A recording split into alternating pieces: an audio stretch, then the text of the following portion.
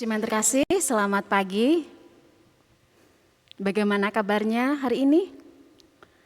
Luar biasa, puji Tuhan.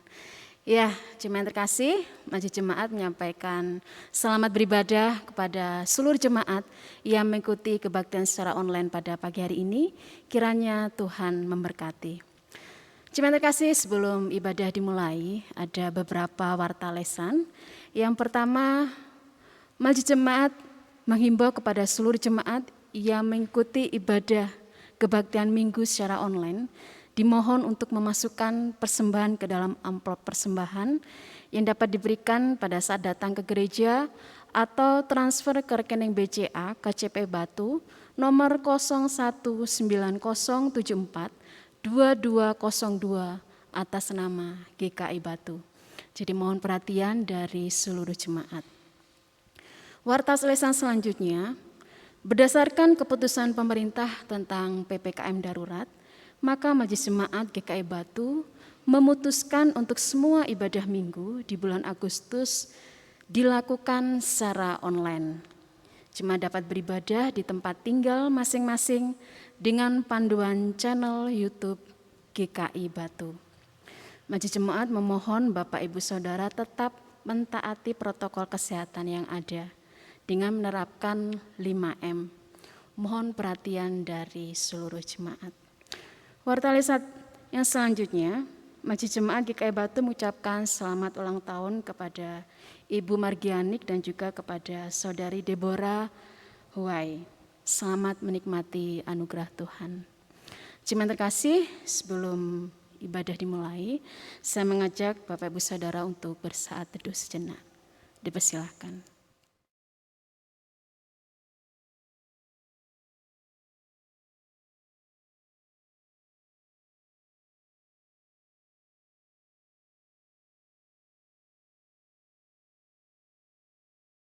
Jemaat terkasih, saya undang untuk berdiri.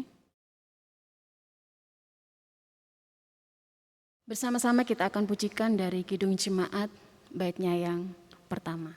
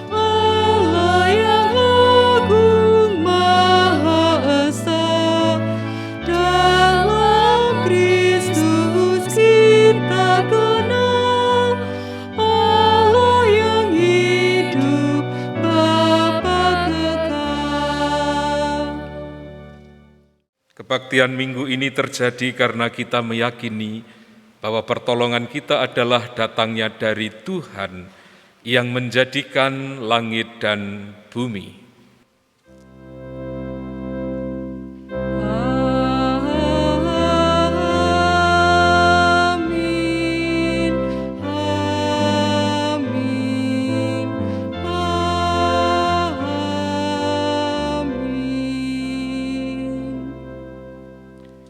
Kasih karunia dan damai sejahtera dari Allah Bapa kita dan dari Tuhan kita Yesus Kristus menyertai saudara sekalian.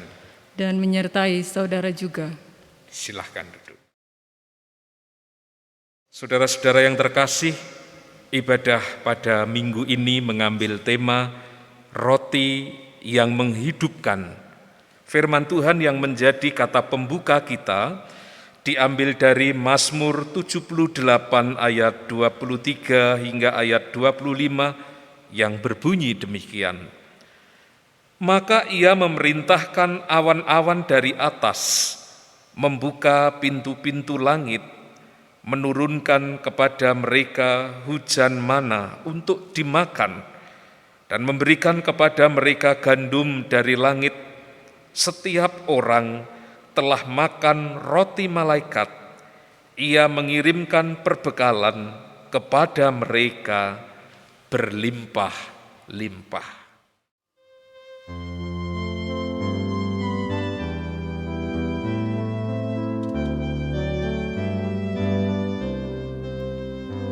Dengarlah kata Yesus, akulah roti hidup. Barang siapa datang kepadaku, tidak akan lapar lagi.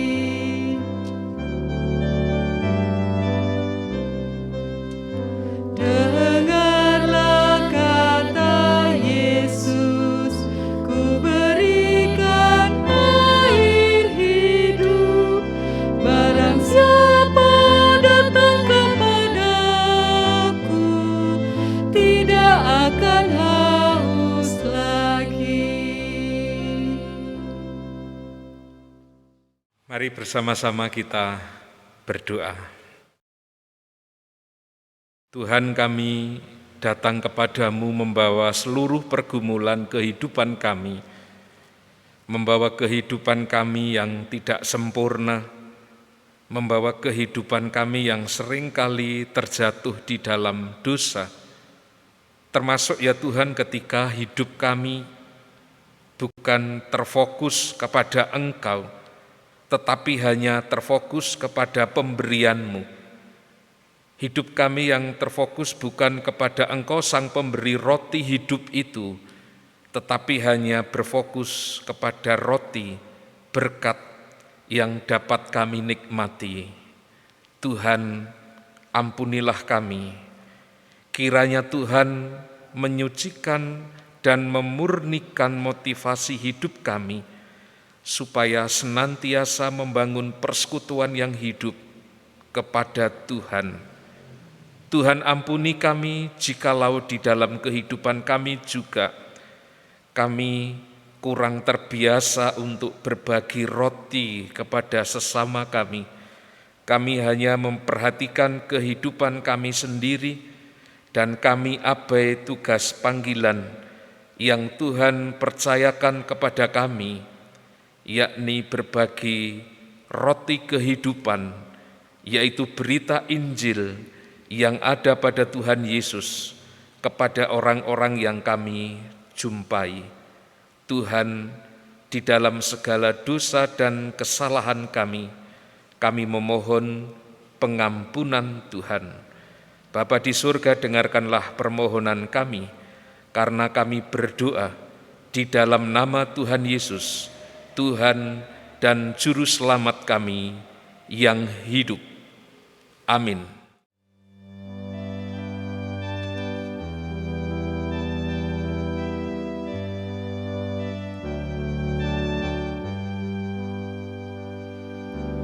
Bila ku renung dosaku padamu Tuhan, yang berulang ku lakukan di hadapan-Mu.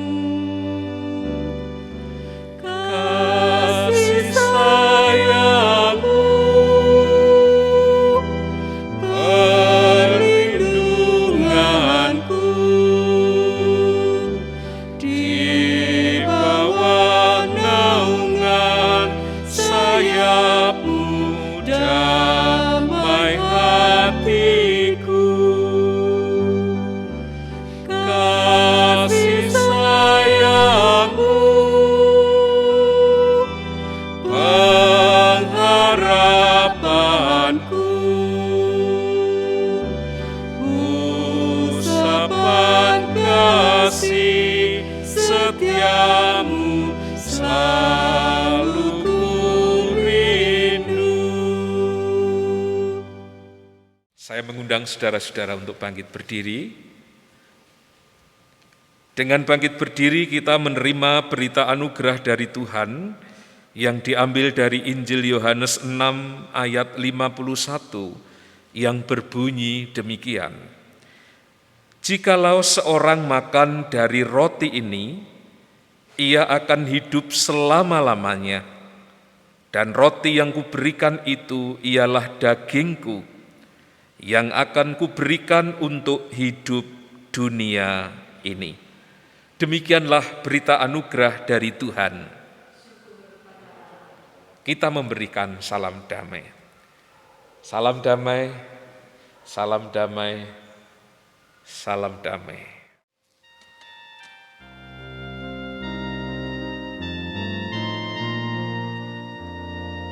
Hanyalah Yesus, Juru Selamat, Dialah sumber hidup bakal. Layaklah Dia terima kuasa, puji dan hormat selamanya. Hanyalah Yesus, Juru Selamat, aib dan dosa dihapusnya. Hanyalah Yesus, Juru Selamat, hidup abadi diberikannya.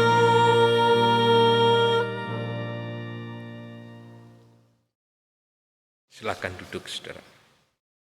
Saudara-saudara, sebelum kita bersama-sama membaca dan merenungkan sabda Tuhan, mari kita memohon pimpinan Roh Kudus di dalam doa.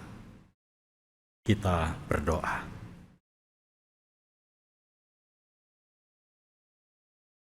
Di dalam pesiarahan kehidupan kami membutuhkan tuntunan Tuhan.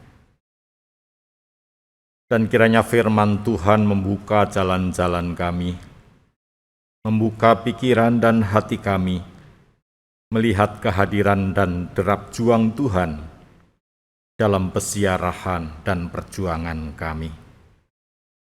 Ya Kristus, sekarang kami siap mendengarkan firman-Mu. Berbicaralah. Amin. Saudara-saudara, pembacaan Alkitab terambil dari Kitab 1 Raja-Raja pasal yang ke-19, ayat yang pertama sampai dengan ayat yang ke-8. Demikian firman Tuhan. Ketika Ahab memberitahukan kepada Isabel segala yang dilakukan Elia dan perihal Elia yang membunuh semua nabi itu dengan pedang, maka Isabel menyuruh seorang suruhan mengatakan kepada Elia, "Beginilah kiranya para Allah menghukum aku, bahkan lebih lagi daripada itu, jika besok kira-kira pada waktu ini aku tidak membuat nyawamu sama seperti nyawa salah seorang dari mereka itu." Maka takutlah ia, lalu bangkit dan pergi menyelamatkan nyawanya. Dan setelah sampai ke Beersheba, yang termasuk wilayah Yehuda, ia meninggalkan bujangnya di sana. Tetapi ia sendiri masuk ke padang gurun sehari perjalanan jauhnya, lalu duduk di bawah sebuah pohon arar. Kemudian ia ingin mati, katanya, "Cukuplah itu. Sekarang ya Tuhan, ambillah nyawaku, sebab aku ini tidak lebih baik daripada nenek moyangku." Sesudah itu, ia berbaring dan tidur di bawah pohon arar itu. Tetapi tiba-tiba seorang malaikat menyentuh dia serta berkata kepadanya, "Bangunlah makanlah. Ketika ia melihat sekitarnya, maka pada sebelah kepalanya ada roti bakar dan sebuah kendi berisi air. Lalu ia makan dan minum, kemudian berbaring pula. Tetapi malaikat Tuhan datang untuk kedua kalinya dan menyentuh dia, serta berkata, "Bangunlah, makanlah, sebab kalau tidak, perjalananmu nanti terlalu jauh bagimu." Maka bangunlah ia, lalu makan dan minum, dan oleh kekuatan makanan itu, ia berjalan 40 hari 40 malam lamanya sampai ke gunung Allah, yakni Gunung Horeb. Saudara-saudara, demikian sabda firman Tuhan. Berbahagialah setiap kita yang percaya dan memelihara sabda firman-Nya dalam hidup kita setiap hari.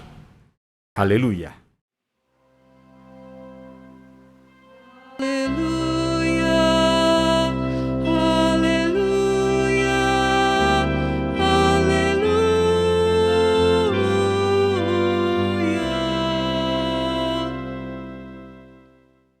Saudara-saudara, tema kita pada hari ini adalah roti yang menghidupkan. Itu tema sinodal kita.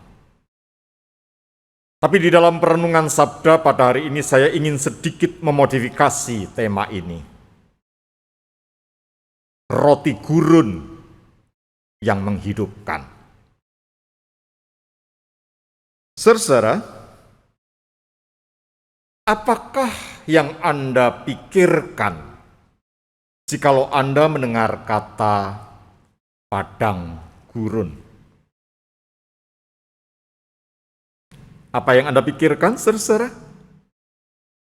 Padang gurun.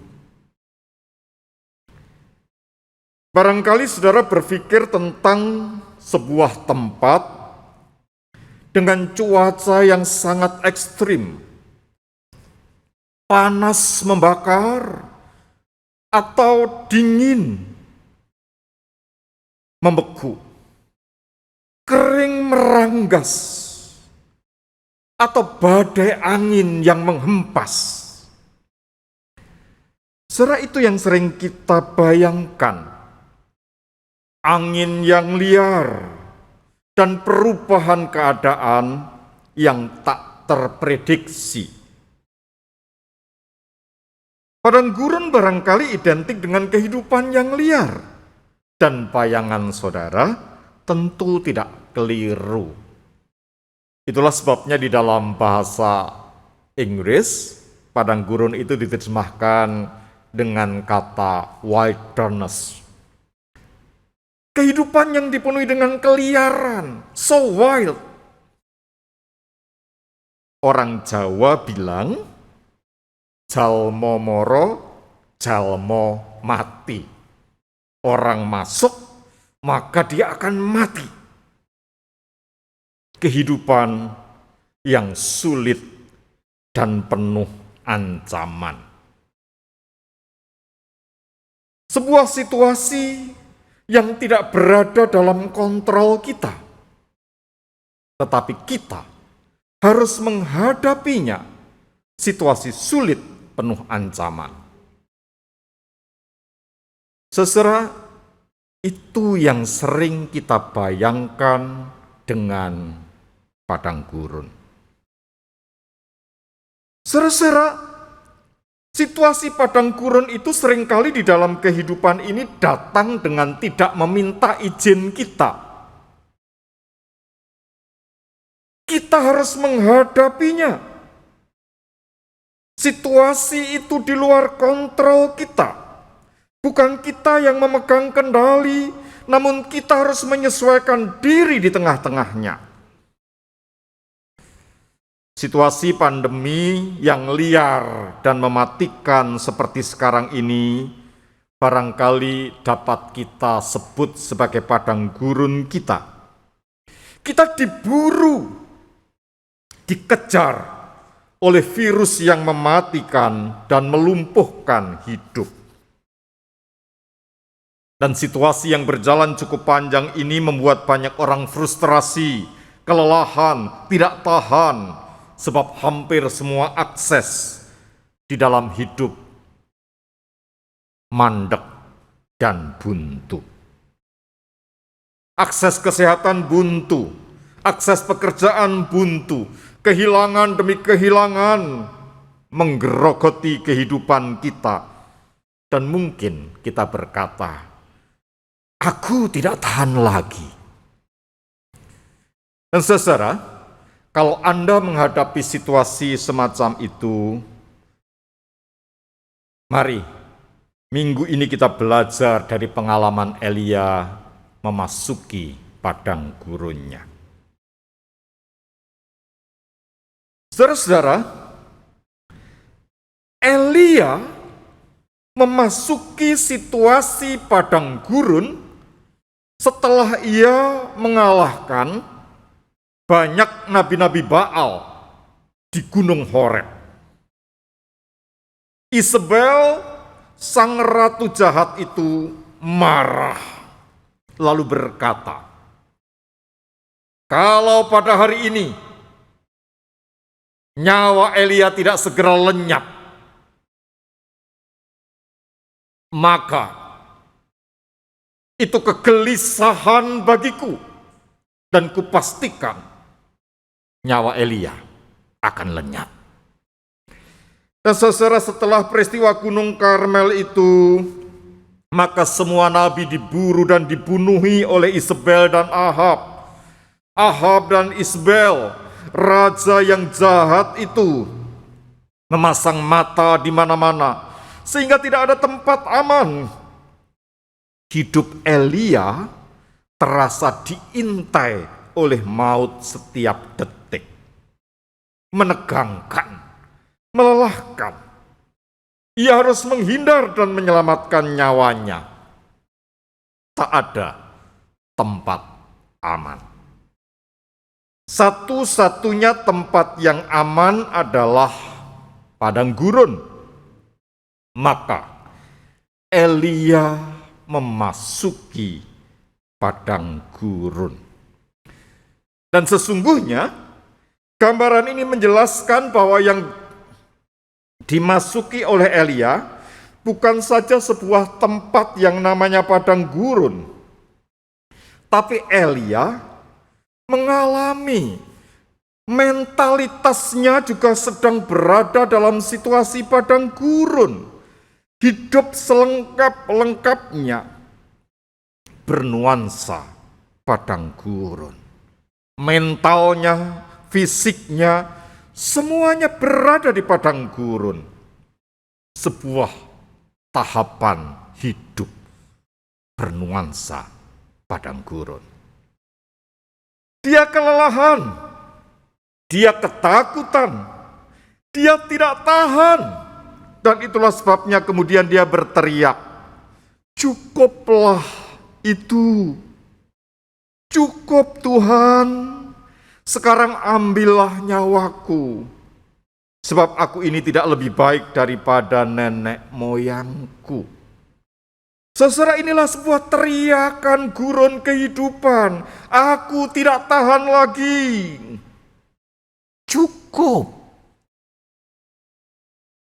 Saudara bayangkan, pribadi selevel Elia yang dikenal sebagai pribadi yang tahan banting dan takut akan Tuhan itu berkata, aku tidak tahan. Cukup. Sungguh hidupnya terlempar dalam sebuah gurun yang mengerikan. Namun saudara-saudara, Alkitab berkisah kepada kita, agaknya padang gurun itu bukan hanya memberitakan tentang maut, kehidupan yang mengerikan, yang tak terkontrol, menakutkan. Tidak. Alkitab berulang kali justru berbicara juga di dalam bacaan kita hari ini, di padang gurun ternyata seringkali hadir malaikat-malaikat Tuhan. Coba perhatikan ayat yang kelima. Di sana tercatatkan, sesudah itu ia berbaring dan tidur di bawah pohon arar itu, tetapi tiba-tiba seorang malaikat menyentuh dia, serta berkata kepadanya, "Bangunlah, makanlah." Oh saudara, ternyata di padang gurun itu bukan hanya ada binatang liar. Di padang gurun itu bukan hanya ada iblis yang mencobai. Di padang gurun itu bukan hanya ada situasi yang tidak terkontrol menakutkan. Padang gurun bukan sekedar sebuah situasi yang membuat hidup mandek. Tetapi di sana juga menjadi medan karya kehadiran Tuhan dan malaikatnya. Ketika Elia merasa sendirian, tak tahan di gurun hidupnya, Alkitab mengatakan malaikat Tuhan turun dan menyentuhnya. Oh saudara, kata menyentuhnya itu menjadi kata yang penting untuk kita perhatikan. Malaikat itu tidak hadir dalam bentuk mimpi, lalu kemudian setelah itu tidak ada lagi, tidak jelas. Bukan. Malaikat itu menyentuhnya. Nafgah itu bahasa Ibraninya. Menjamah, menumpangkan, meletakkan tangannya di atasnya, dan bahkan membangunkannya. Itu artinya apa, saudara? Artinya Elia dipegang, mungkin diguncang-guncang dengan sentuhannya dan mengatakan, "Bangun Elia."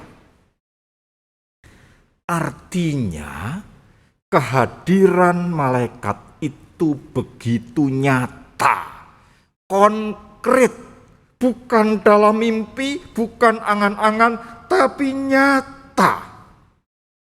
Dan lebih nyata lagi, seiring dengan kehadiran malaikat yang menyentuhnya itu, di sana disediakan roti gurun, tanda petik, roti bakar dan air dalam kendi. Roti yang sungguh-sungguh roti yang bisa dimakan, bukan virtual. Air minum dalam kendi yang sungguh-sungguh bisa diminum, bukan visual semata. Jadi informasi ini mau mengatakan bahwa padang gurun juga menjadi medan nyata kehadiran Allah, kehadiran malaikat Tuhan yang dapat dirasakan, menyentuh, bertindak, konkret. Ibu bapak saudara-saudara yang terkasih, jadi jelas bahwa padang gurun adalah bukan tempat yang liar dan jahat semata. Bukan tempat kehidupan yang tidak terkontrol semata. Padang gurun bukan sekedar sebuah kehidupan yang bernuansa, just only about wilderness. Bukan. Namun tempat hadirnya Tuhan yang menunjukkan pemeliharaan dan karyanya. Saudara, sesungguhnya Tuhan sering hadir di dalam padang gurun kehidupan kita masing-masing. Elia punya padang gurun dalam pengalamannya dengan Isabel. Dan setiap kita punya padang gurun kita masing-masing. Ketika kita kehilangan orang-orang yang kita cintai akibat virus ini, kita memasuki padang gurun. Ketika pekerjaan kita mandek, kita memasuki padang gurun. Ketika kita tidak bisa bergerak, terpasung oleh keadaan, kita memasuki situasi padang gurun. Ketika uang kita bahkan tidak berguna karena hidup mandek, semua akses mandek, kita memasuki padang gurun. Dan mari percaya saudara-saudara, kalau Anda memasuki padang gurun seperti itu, di sana juga ada Tuhan. Ia mengutus banyak malaikatnya untuk membackup kita dan menyentuh kita secara konkret. Seorang ibu bersaksi dalam sebuah pemahaman Alkitab yang saya layani, saudara-saudara, bahwa di tengah-tengah pandemi ini, suaminya kesulitan mendapatkan obat yang biasa diminumnya sebelum pandemi.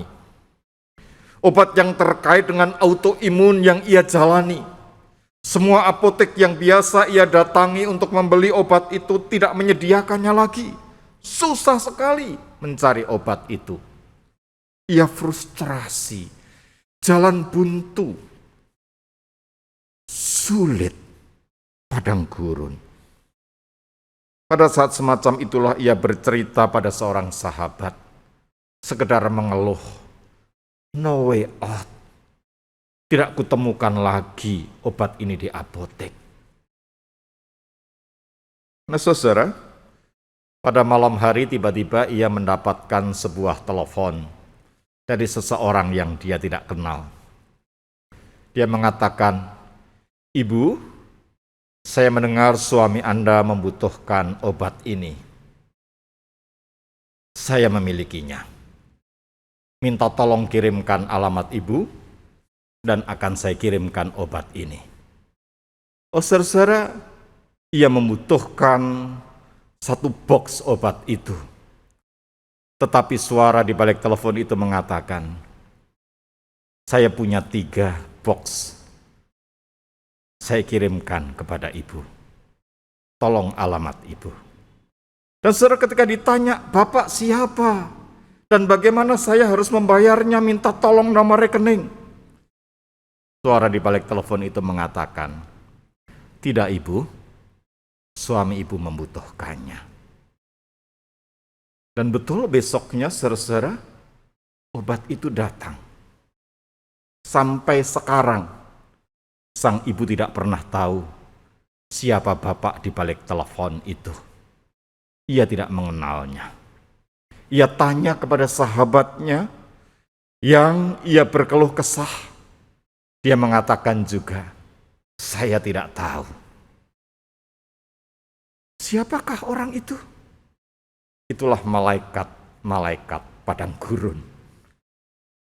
Orang yang diutus oleh Tuhan untuk membuat hidup kita melaju. Beberapa teman yang mengalami isolasi mandiri juga bersaksi, "Saya tidak tahu siapakah yang menggantungkan makanan di pintu pagar saya. Selalu ada yang menggantungkan makanan dan di pintu pagar saya.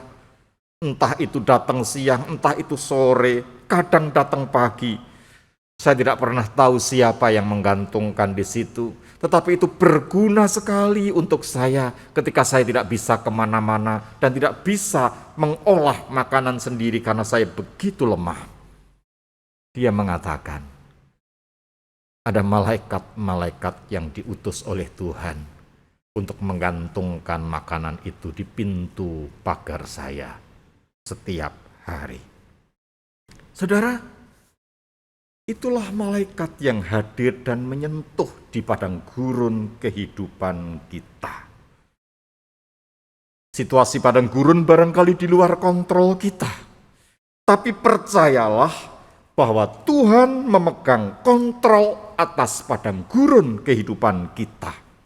Maka roti yang disediakan untuk Elia itu saya sebut sebagai roti gurun. Dan setiap kita, Tuhan juga memberikan kepada kita roti gurun itu. Ia memegang kontrol atas padang gurun kehidupan kita. Bahkan Alkitab memberitahu kita sesungguhnya, padang gurun itu bukanlah sebuah situasi kekal. Tapi padang gurun itu adalah sebuah situasi temporal, transisional. Tidak pernah ada sebuah kesulitan kekal. Jangan pernah menyerah. Dan di tengah-tengah situasi transisional itu, Ia hadir, ia terlibat, ia menyentuh, ia menyediakan roti dan minuman. Masih ada malaikat Tuhan. Dan bahkan padang gurun kerap kali menjadi masa transisional yang dipakai oleh Tuhan untuk merenda masa depan kita. Mari kita ingat pesan-pesan Alkitab tentang padang gurun. Musa 40 tahun terlebih dahulu harus masuk padang gurun sebelum ia diutus menjadi duta yang memegang tongkat kuasa, menyatakan banyak mujizat, memimpin Israel. Bangsa Israel sendiri harus 40 tahun menjalani masa padang gurun sebelum memasuki tanah Kanaan. Yohanes hidup di padang gurun sebelum membuka jalan bagi Yesus. Dan Kristus sendiri dicobai oleh iblis di padang gurun setelah 40 hari 40 malam berpuasa. Semuanya menjelaskan itu terjadi sebelum Kristus melakukan karyanya. Elia 40 hari 40 malam berjalan di padang gurun sebelum kemudian ia dipakai oleh Tuhan untuk mengurapi raja-raja Israel. Saudara, apa yang mau dikatakan di situ? Padang gurun itu ada, tetapi padang gurun itu bukanlah situasi kekal. Itu adalah situasi transisional yang dipakai oleh Tuhan untuk hadir menata kehidupan yang lebih baik. Percayalah,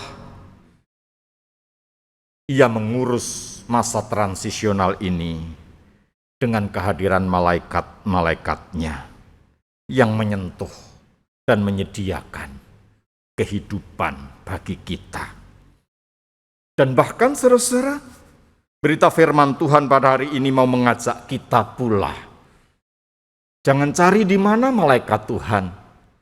Jangan-jangan di tengah situasi padang gurun ini, Tuhan juga mau mengutus kita menjadi malaikat-malaikatnya yang hadir, yang menyentuh, yang membangunkan, yang menyediakan roti dan makanan buat mereka yang memerlukan. Jadi bagaimana saudara-saudara menyikapi hidup yang disuasanai padang gurun ini? Jangan berhenti berharap. Percaya, malaikat Tuhan masih diutus mendampingi kita.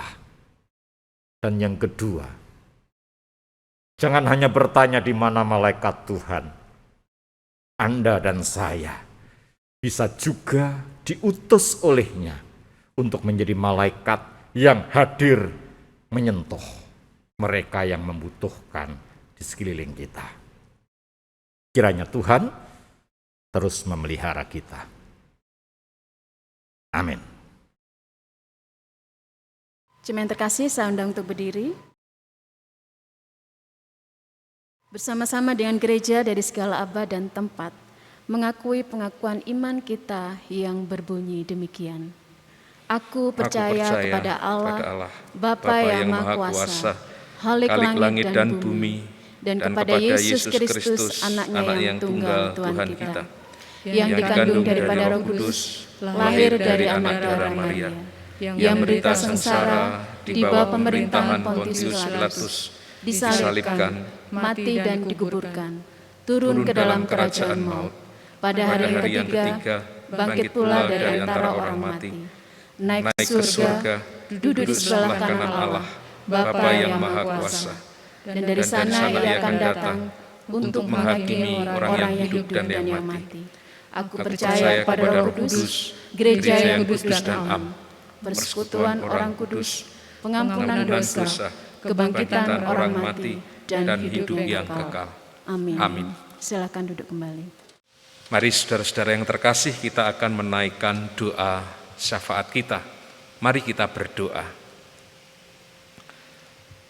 Tuhan Allah Bapa kami yang ada dalam kerajaan surga, kami datang kepadamu Tuhan kami memohon pertolongan-Mu untuk kehidupan kami, supaya kami boleh terpelihara dengan baik, terutama ya Tuhan di masa-masa pandemi seperti ini. Tuhanlah yang menjadi gunung batu bagi kami, Tuhanlah yang menjadi tempat perlindungan bagi kami, Tuhanlah yang menjadi penjaga kehidupan kami, yang kami yakini juga Tuhan pemelihara kehidupan kami. Engkau menjamin kebutuhan-kebutuhan kami dan memenuhinya dengan berlimpah sesuai dengan anugerah dan kasih setiamu. Tuhan, di masa-masa pandemi ini kami berdoa untuk pemerintah kami berdoa untuk Bapak Presiden Jokowi bersama dengan jajarannya, baik bersama Wakil Presiden, bersama para menteri, bersama badan-badan legislatif dan yudikatif, bersama dengan aparat keamanan TNI Polri, kiranya dapat bersinergi dengan baik dengan para pemimpin daerah, para gubernur, para bupati, para wali kota, supaya dengan satu kebijakan dapat menolong mengayomi masyarakat dari ancaman pandemi COVID-19 ini. Kami berdoa untuk program vaksinasi nasional, supaya apa yang ditargetkan boleh terjadi, sehingga masyarakat boleh terlindungi dari pandemi COVID-19 ini. Kami juga berdoa ya Tuhan untuk masyarakat yang terpapar karena wabah ini, kiranya mereka juga boleh Tuhan memberikan pertolongan, baik mereka yang terpapar secara ekonomi, ada yang mungkin kehilangan pekerjaan, ada yang mungkin kehilangan sanak saudara, atau bahkan kehilangan anggota keluarga. Tuhan tolonglah mereka, berikan pekerjaan, berikan perbaikan penghasilan, berikan pertolongan kepada mereka, jalan-jalan yang baru, ide-ide yang kreatif, supaya masyarakat luas yang terdampak masih bisa mengalami survive melewati masa pandemi ini. Terlebih-lebih ya Tuhan, mereka yang terdampak dan mengalami sakit, kami berdoa kiranya kami memohon kepada Tuhan, kiranya Tuhan yang memulihkan dan menyehatkan mereka.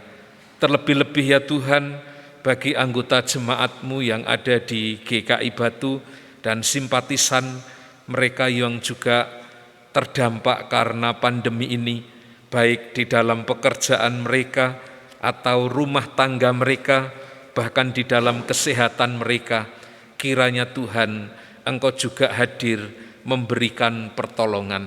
Bagi mereka anggota jemaat kami yang sudah lanjut usia, kami berdoa kiranya Tuhan menolong untuk Bapak Stanford, Ibu Satuni, Ibu Damayanti Buntaran, untuk Ibu Evi, juga Ibu Meni, Pak Ajis, Bapak Ibu Aji Suseno, Bapak Ibu Suhadi, Bapak Ibu Eko Harno, Ibu Erna, Bapak Ibu Niko, Bapak Ibu Yohanes Masa, Bapak Ibu John Bani, juga Bapak Ibu Paidi, Bapak Supardi, Ibu Supatmi, dan para lansia yang ada di Panti Breda Simon Petrus. Tuhan berikan kesehatan dan perlindungan-Mu kepada mereka. Demikian juga kami mengingat saudara-saudara kami yang sedang berpulih. Kami berdoa untuk Ibu Lukman, kami berdoa untuk Bapak Hadi Widodo, kami berdoa untuk Ibu Kristiaman, kami berdoa untuk Ibu Ahuta Soit, kami berdoa untuk Bapak Betantio, kami berdoa untuk Ibu Suhadi, Ibu Meran, Ibu Budiman, Bapak Halim Hartanto, Bapak Mulyanto, dan juga Ibu Supatmi. Tuhan kasihanilah mereka semua dan berikan kepada mereka kekuatan yang baru, berikan pemulihan kepada mereka. Juga kami berdoa secara khusus untuk pemulihan Bapak Sutanto Wijoyo, untuk Dr. Ripto dan juga Dr. Lina, untuk Ibu Kasyati dan juga untuk Bapak Paidi. Kami berdoa untuk mereka, kiranya Tuhan memulihkan dan memberikan kesehatan, penyembuhan yang sempurna kepada mereka. Juga berdoa untuk Dimas Pringpetuk, juga untuk saudara Ferdi, putra dari Bapak Niko, kiranya juga Tuhan memberikan kesehatan kepada mereka. Juga pemulihan-Mu untuk keluarga Pak Ngatnos keluarga, untuk Pak Jimmy Ratu Langi sekeluarga, untuk Pak Catur sekeluarga, untuk Pak Dedi Angga sekeluarga. Kami juga doakan ya Tuhan di dalam perawatan dan dalam pemulihan untuk Bapak Wahyu, untuk Ibu Koni, dan juga untuk anak-anak Calvin dan Grace. Kiranya Tuhan juga memberi pemulihan kesehatan kepada mereka. Kami percayakan saudara-saudara kami ini di dalam pemeliharaan Tuhan. Kami yakin mereka yang sakit, Tuhan boleh mengunjungi mereka, Tuhan boleh menumpangkan tangan-Mu atas mereka, sehingga mereka boleh sembuh, mereka boleh dipulihkan, dan boleh beraktivitas seperti sedia kala. Kami juga berdoa ya Tuhan untuk pelayanan kami bersama dengan majelis jemaat, badan pelayanan, tim gugus tugas maupun panitia semester. Kiranya Tuhan memberkati pelayanan kami. Kami berdoa juga untuk anak-anak kami di dalam pergumulan studi mereka, baik mereka di tingkat dasar sampai perguruan tinggi, di mana melakukan studi dalam bentuk online. Ya Tuhan, di tengah-tengah masa pandemi ini, kami berdoa mereka tetap memiliki semangat untuk belajar. Berikan kesabaran juga bagi para orang tua yang mendampingi putra-putri mereka, sehingga proses belajar mengajar juga boleh berjalan dengan lancar. Kami juga berdoa untuk anak-anak Tuhan yang saat ini mungkin secara iman jauh daripadamu oleh karena beban pekerjaan atau beban keluarga, atau bahkan di dalam pergumulan iman secara pribadi, mereka jauh daripadamu. Tuhan, tolonglah, carilah, panggillah, temukanlah, dan biarlah mereka juga boleh kembali bersama-sama di dalam komunitas yang ada sebagai sesama anggota tubuh Kristus. Engkau Tuhan Yesus, Gembala kami yang agung, Engkau akan mencari mereka dan akan mengumpulkan bersama dengan domba-domba-Mu yang lain. Kami juga berdoa ya Tuhan untuk setiap orang yang mengikuti ibadah ini secara online, dimanapun mereka berada dengan segala pergumulan mereka masing-masing. Kiranya Tuhan Engkau menilik hati mereka, Engkau mendengarkan segala permohonan dan keluhan mereka, dan Tuhan Yesus memberikan pertolongan, memberikan berkat-Mu kepada mereka. Terima kasih Bapa di dalam surga, inilah permohonan kami yang kami naikkan kepadamu Bapa melalui Putra-Mu yang tunggal, Tuhan kami Yesus Kristus, yang mengajari kami berdoa. Bapa kami yang di surga, dikuduskanlah nama-Mu, datanglah kerajaan-Mu, jadilah kehendak-Mu di bumi seperti di surga. Berikanlah kami pada hari ini makanan kami secukupnya, dan ampunilah kami akan segala kesalahan kami, seperti kami juga mengampuni orang yang bersalah kepada kami. Dan janganlah membawa kami ke dalam pencobaan, tetapi lepaskanlah kami daripada yang jahat, karena Engkaulah yang empunya kerajaan dan kuasa dan kemuliaan sampai selama-lamanya. Amin. Jemaat terkasih, saatnya kita masuk di dalam pelayanan persembahan. Sebagai nats persembahan terambil dari Mazmur 96 ayat 8 yang berbunyi demikian. Berilah kepada Tuhan kemuliaan namanya, bawalah persembahan dan masuklah ke pelatarannya. Jemaat terkasih, untuk mengirim persembahan ini bersama-sama kita akan pujikan dari Kidung Jemaat 293 bait yang pertama. Puji Yesus.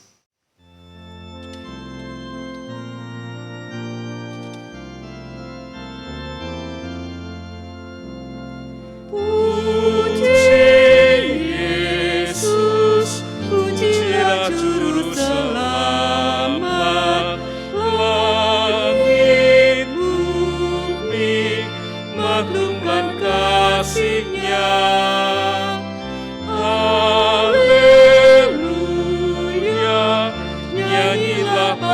malaikat, kuasa hormat, berilah kepadanya selamanya. Yesus Gembala kita, siang malam kita didukungnya. Puji Dia, beritakan keagungannya. Puji Dia, mari bernyanyilah.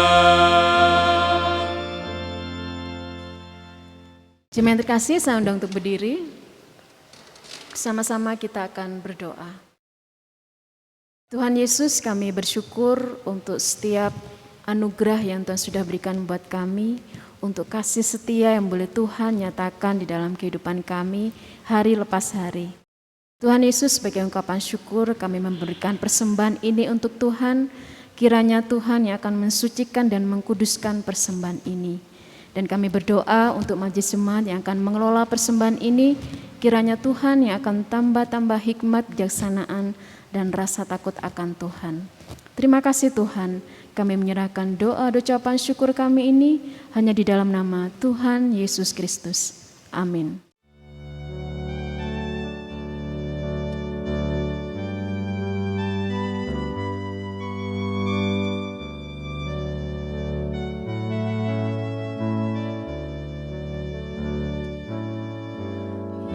Yesus ku juru selamatku, Tuhanku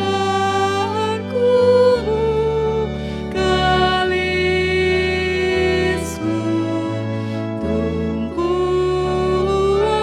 pengharapanku dan perisai perlindunganku.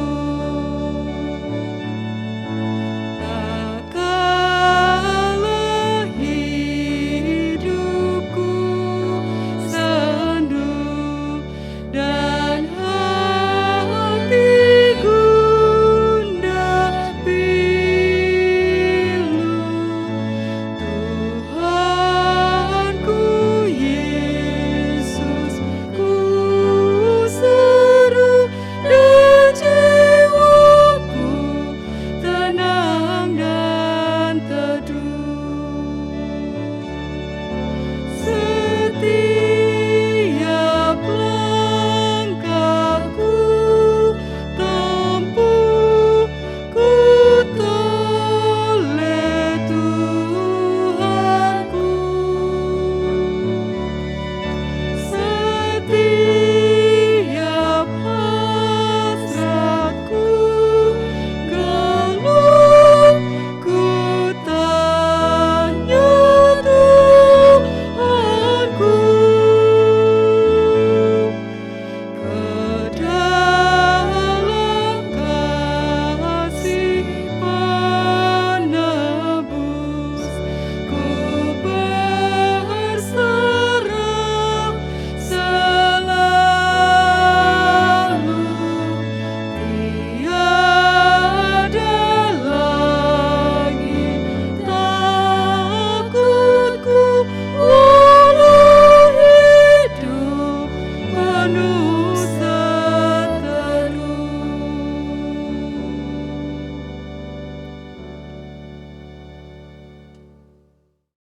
Saudara-saudara, arahkanlah hatimu kepada Tuhan.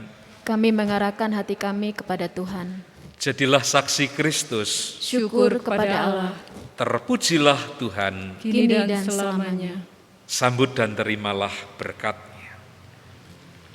Tuhan memberkati engkau dan melindungi engkau. Tuhan menyinari engkau dengan wajah-Nya dan memberi engkau kasih karunia. Tuhan menghadapkan wajah-Nya kepadamu dan memberi engkau sukacita dan damai sejahtera. Amin.